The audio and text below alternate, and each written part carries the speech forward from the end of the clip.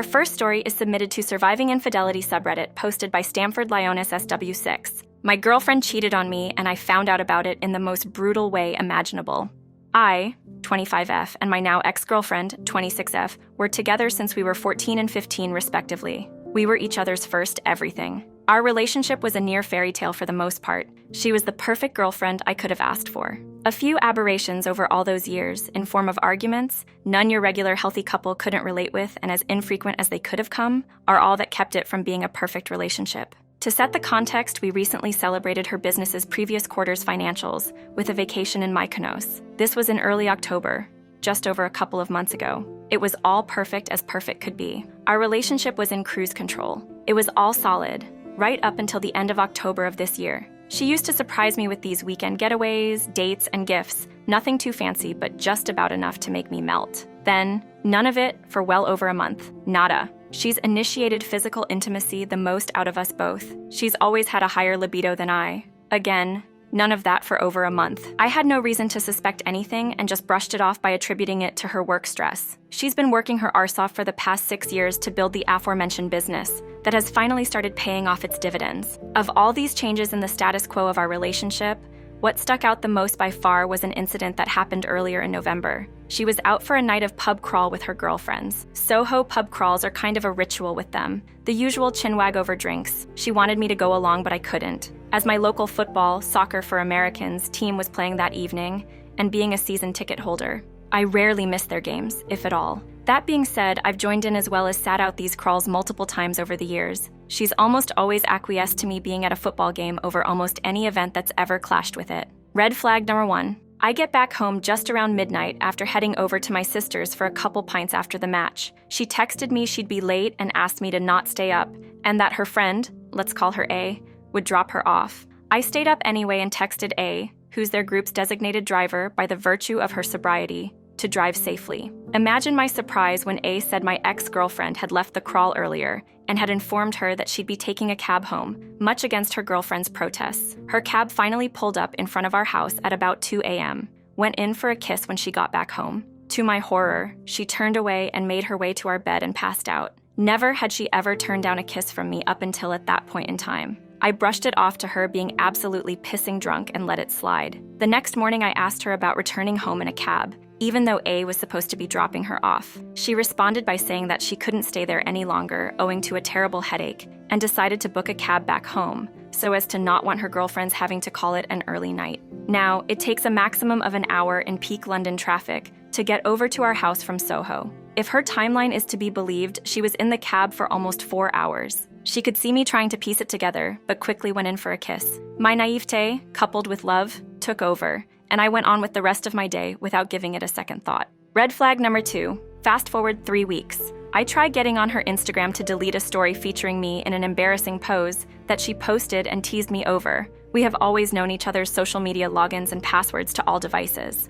I tried logging into her Instagram by putting in her username and password, to no avail. She got a notification and knew I tried to log in on her account, gave me a wry smile, and revealed she'd changed her password in anticipation of me trying to log in and deleting that story. Fair enough, I would go on to accept this version. What I couldn't really wrap my head around was her removing her Instagram profile photo she's had for the past 7 years, featuring the both of us and updating it with a solo photo of herself. I was hurt, but again, my naivete led me to believe it was much ado about nothing. Red flag number 3, D-Day 1. As December was upon us, I was supposed to travel to India, China, and Singapore on a business assignment. My company was to send me over for 26 days, as that's what we'd estimated the maximum time frame to be allocated for the project by factoring in the worst-case scenarios. We'd never been away from each other for this long. She was distraught, from what I could tell, she genuinely was, but accepted me going away for that long after a night of us cuddling and crying our eyes out. The next few days were rough for us both.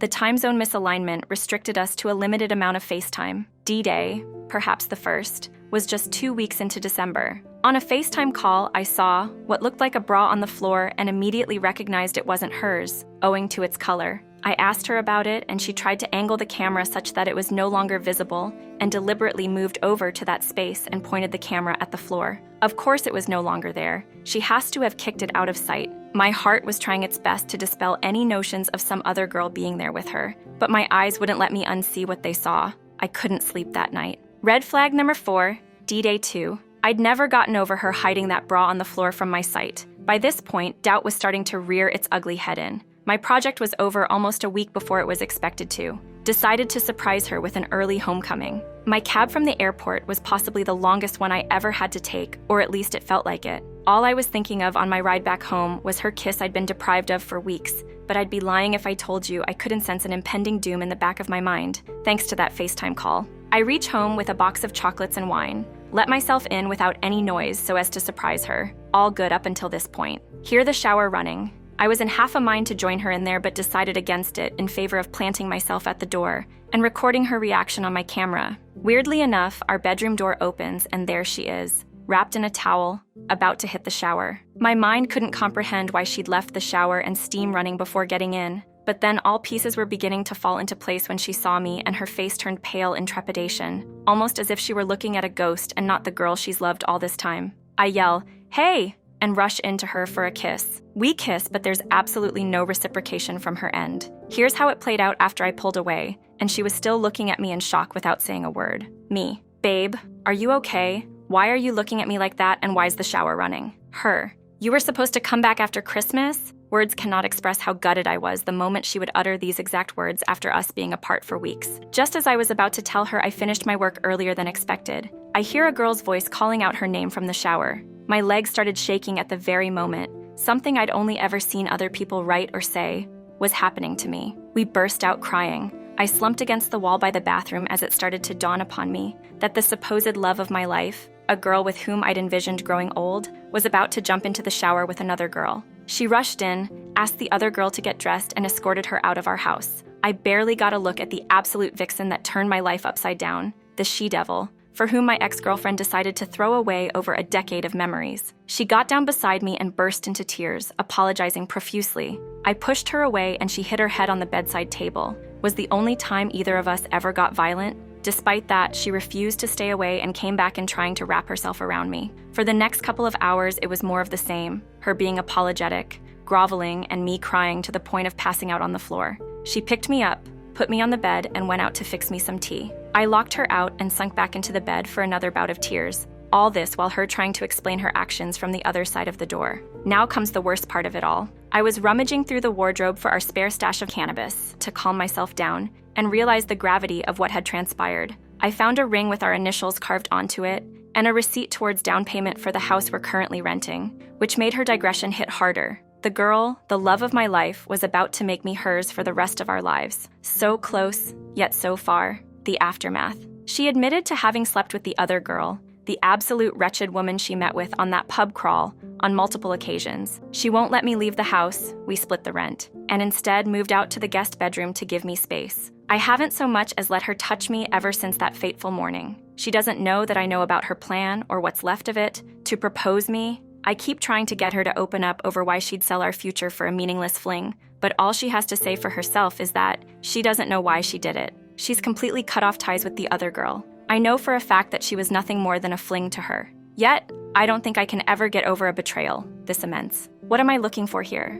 I am almost certain that I want to leave her. The only sliver of dread that's holding me back is the fact that I will never love any other girl the way I loved her. This could perhaps change, but if I were a betting lady, I'd not bet against it. There will always be that, what if I'd given her another chance, in the back of my mind, no matter which girl I end up with in the future, if at all. She seems to be truly remorseful of her actions. She's been an absolute peach of a girlfriend before this, arguably more so than I ever was. Makes me wonder if I'm to blame a wee bit. If I'd tagged along with her to the bloody pub crawl and she'd never have met the other girl. Has anyone here ever been betrayed by who they thought was the love of their life, and yet went on to live out that happily ever after? I'm dead inside and devoid of tears at this point. As I write this and ask myself whether I was really not good enough for her, feels like I've lost in life. Let me say, you're not at fault here. The red flags were there, and you trusted your partner. It's a tough situation, especially considering the history you two shared since your teenage years.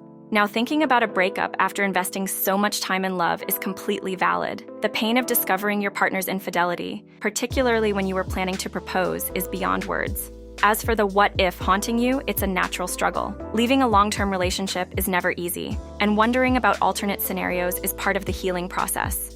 Stanford Lioness W6, You deserve happiness and respect in a relationship. It's okay to prioritize your well-being. Seeking support from friends, family, or professionals might help you navigate through this tough time. Remember, you're not alone in facing such heartbreak, and many people have found happiness after betrayal. Take your time, heal, and know that brighter days are ahead. Before we get into the comments, what do you guys think about the OP situation? Leave a comment down below and don't forget to hit the like and subscribe button. Now let's move on. User Christopher Hendricks said, "She wasn't remorseful of her actions when she was orgasming while fing another woman. She's only remorseful now that she's been caught and has to deal with the repercussions. I'm sorry, but you are an absolute fool to forgive this person. Please remove her from your life and give your heart to someone who deserves it. You can love someone this much. That's who you are. A person who loves and is faithful. That will not change based on who you fall in love with.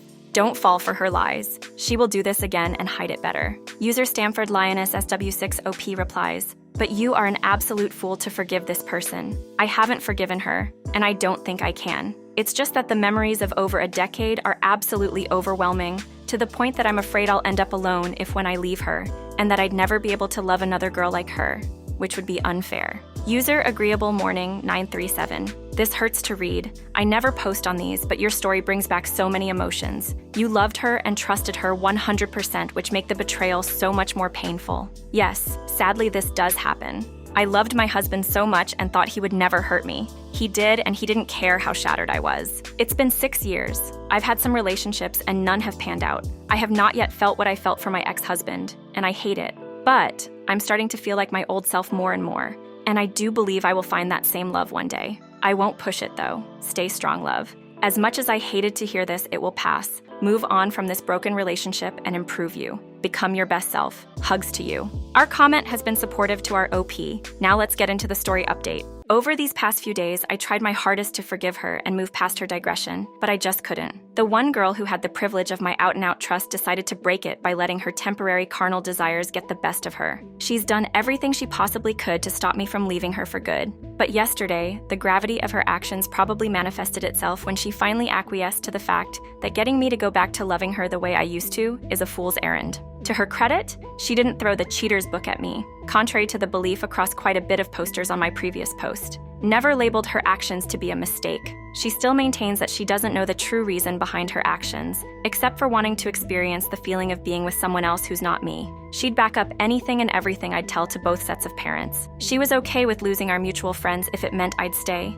Her deal's always been, paint me a cheater all you want, however you want, as long as you don't leave me. She told me about her plan to propose me on my birthday. It's next month. Probably was one of the last-ditch attempts to get me to reconsider. I don't know.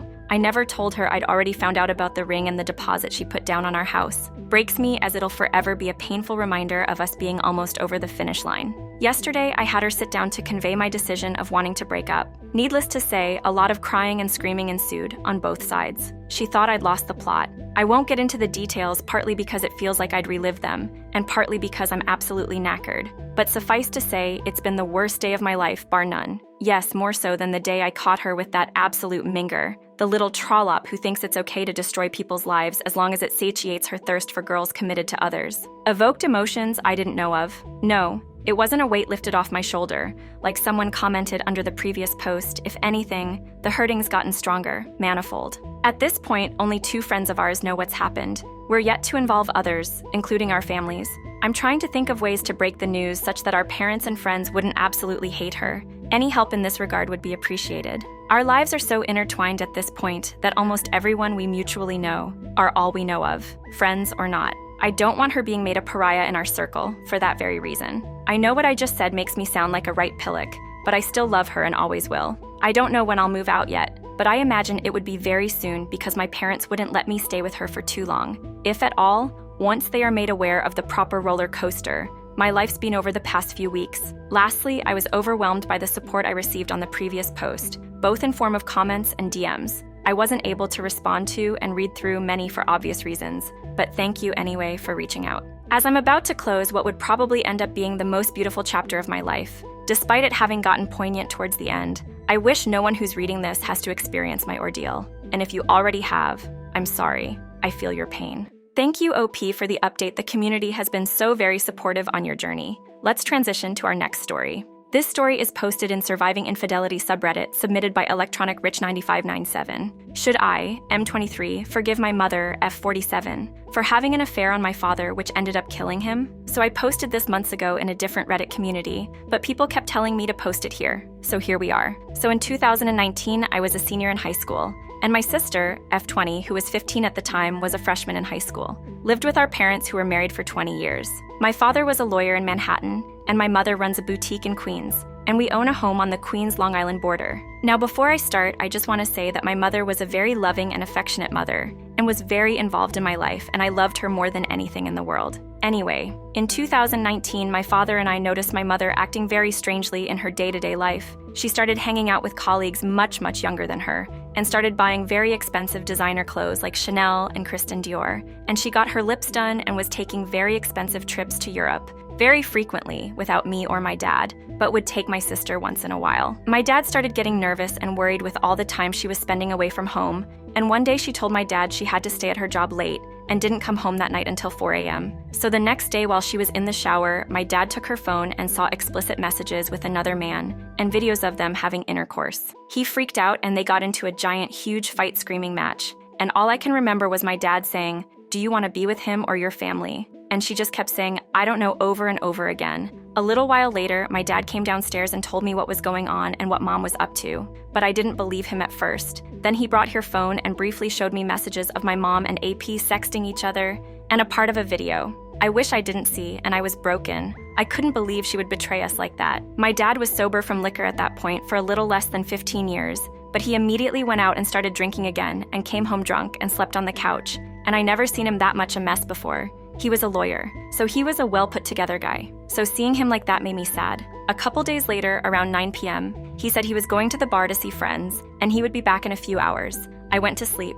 Then my mom woke me and sister up that night crying around 3 a.m., 4 a.m., saying we have to go to the hospital. Unfortunately, my dad was drunk driving home and drove head-on into a guardrail on the highway freeway at 94 miles per hour and was pronounced dead by the time we got there. My whole world collapsed in that moment. I knew I just lost the most important person in my life, and as far as I was concerned, it was all my mom's fault. I immediately felt a strong hatred towards her and just went mute until his wake, which was about 10 days later. So at the wake, my mom introduced me to a man who said his name was John. I immediately knew it was my mom's AP because I remember the name on the text my dad showed me, which the name was Johnny, and my mom said it was a good friend of hers. The worst part about this is I watched that prick kneel at my father's coffin and say a prayer over his dead body. After the wake, I let my mother have it. I called her every name in the book for the next 4 months. I was trying to get her to hate me as much as I hated her, but she never budged. She told she loved me every day, and no matter what I say or do to her, she'll always be right there for me, which pissed me off even more.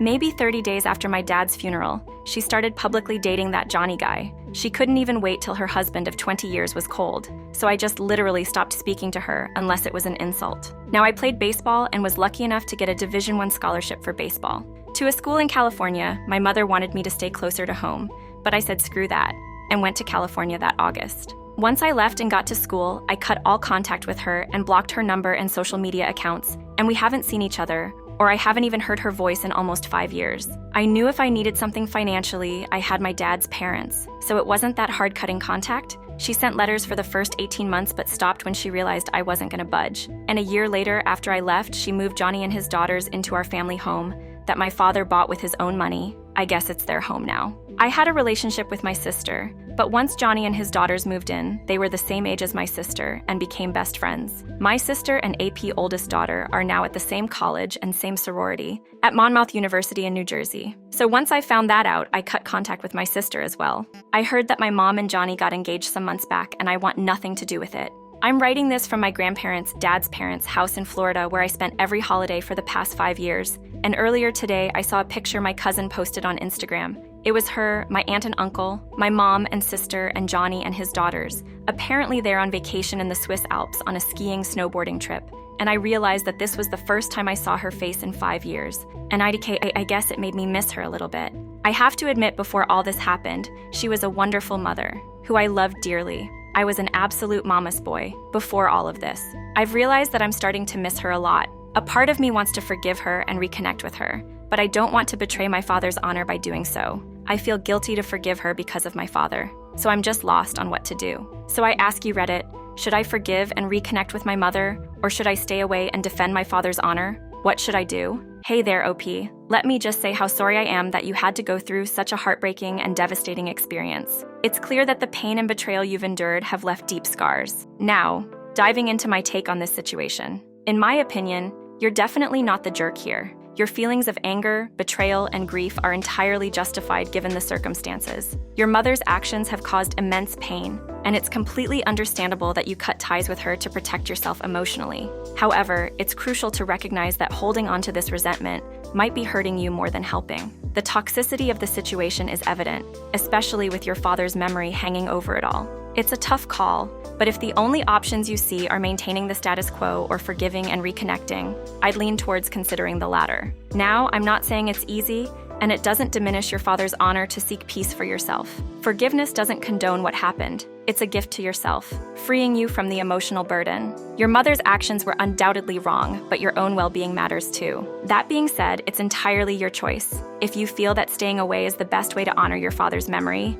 then that's valid. But if there's a part of you that wants to explore forgiveness and reconnection, it might be worth considering for your own healing. Now let's get into the comments. User Pakukaya Reddit mod said, I hate that life is unfair. Your mom cheated on your dad, spit on his wake by having her ate in his funeral, and not even a month after his funeral, already made her relationship with AP public. I am a vindictive person. The level of disrespect she did to you and your father will be unforgivable in my book. She already has a happy life. Let her be and build your own life. Your grandparents will need you to be there for them. I don't know what will be their reaction if they know you are now back in your mother's life, but you are an adult. You can make your own decisions. User Ernordy101 said, bringing that asshole to the funeral was the ultimate fuck you from her and her lover to your father. The level of disrespect is amazing. She might as well pee on his grave. It seems that Johnny has bought the feelings of your mother and sister. From my own experience, I know that such people are not worth keeping in your life. Keep doing what you're doing and forget about them. User Grandma's Villa said, forgiving someone is the toughest thing to do, especially for someone like your mom. It is unbelievable that she brought her AP to your father's funeral. You don't need to forgive her, but you don't need to hate her anymore either. Don't force yourself to forgive her when you are not ready. Focus on yourself and become someone you will be proud of. When a moment comes for you to honor someone in your life, dedicate that moment to your father who gave you a life and love. You won't ever forget what your mom did, but erase the hate from your heart. She doesn't deserve your love and forgiveness, but an acknowledgement that she was once your mother. For now, that's all she gets, and that's more than enough. This is the end of our story. Thank you, community, for the advice. Our OP has been very thankful and appreciative with your comments in the comment section. As we finish this Reddit story, if you liked the video, please give it a thumbs up and think about subscribing for more interesting Reddit tales. Your support is greatly appreciated, and I look forward to having you in the next video.